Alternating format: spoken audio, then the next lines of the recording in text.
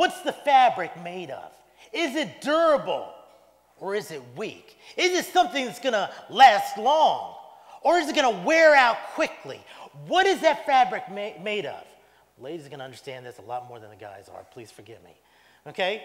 So that's the first thing, the fabric. The next thing is fit. Does this individual fit into God's purpose for my life? What's the fit? What is that? What is it that they fit into? If you were going to be a person that is living down in maybe Africa as a missionary, and if you're down there wanting to be a missionary and you decide you want to date a person that wants to go out to Los Angeles and be a part of a rock band, somehow that does not fit. But if it's one which wants to end up being a part of your life, and not simply just wanting to be with you, but is wanting to be a part of God fulfilling His purpose in you, that's a good fit. Does he fit into God's purpose in my life? Third F is finance. What's it going to cost you?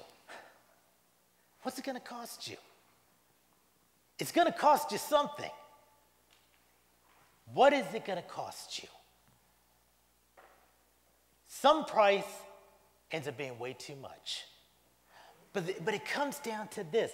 That is the best that the world could offer you in advice in couples therapy. Okay? But let me share with you this. If that spiritual wall is set, there's a whole pattern that happens. I've been going through reading about couples, great couples throughout history. And it's interesting because here are individuals that are living out God's purpose for their life, regardless of what the issues are. But they're looking for God's purpose in their life in whatever they do. They may find themselves in all places of the world, but all of a sudden, God finds someone to help them. God ends up being the matchmaker. God ends up determining who is the best person for their life. And you find couples then that form together, living out God's purpose for their lives and knowing that God has certainly brought us together. See, that's the difference. What foundation are you standing on? Are you standing on a foundation where you're living in God's purpose? Are you experiencing God each and every day as He's working in your life? Are you just going along and hoping that God is able to keep up with you? Okay? Couples have families, have children. Some of the most difficult things is raising our young people. I was going to bring my bow, and I've totally forgot about it. But I want to describe a little bit about what Scriptures talks about. You know, there's a saying that says, "Blessed is a man, his quiver is full." In many ways, it describes our children as being like arrows, okay? Our arrows that we get, they're wired a certain way, and every arrow is wired differently. Every arrow has its own uniqueness about it. Am I right? The way the feathers are put together, the way the points are, each one is totally different. And the question ends up being, for us as parents, how do we then raise our children God's way? That wall being the family, how do we put it up? And the one thing that I realized that in an arrow, if you look at a bow, you know, a bow, you have a wooden piece or a steel piece. If I have a compound bow, it's all set up a certain way and you have a string. It's like dad and mom together, okay? Dad's that structure, okay? He's firm, and I know most dads, and I know the teenagers say this, they're stuck in their ways. I see a lot of smiles back there, so you know what I'm talking about. Stuck in their ways. They don't bend very much. They're not as flexible. Right? But then there's mom. She's that string that ties the ends together.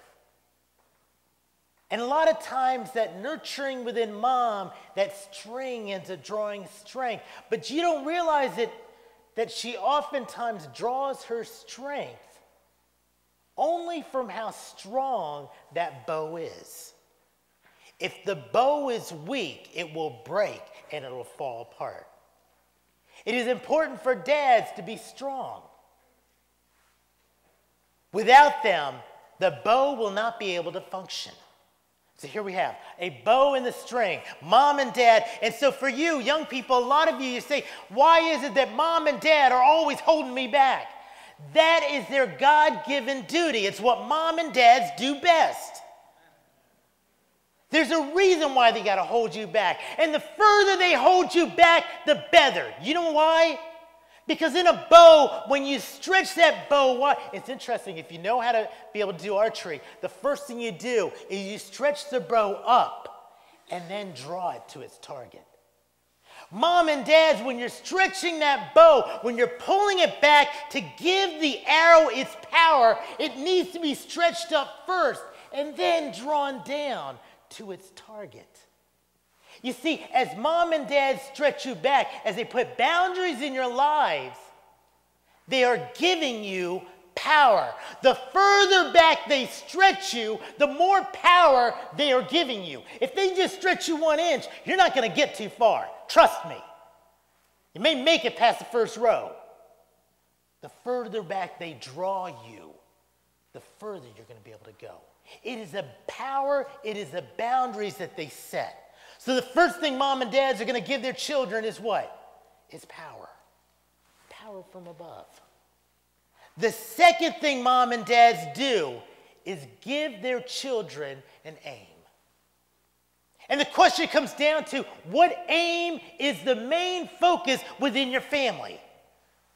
There's so many families I know where the focus goes everywhere. But the question is your focus to that one target? Are you focusing your children to see God? Is He the target and the purpose of your family? And so as you draw it back, your aim, mom and dads, is to aim them to what God's purpose is for their life. That's it. And I know many want, well, I want them to be a doctor. I want to be a lawyer. The question is that God's purpose for their lives? Because God may not want them to be a doctor. God may have something a lot bigger for them to do. They may not want them to be president of the United States because God's desire for their life is much higher than even that.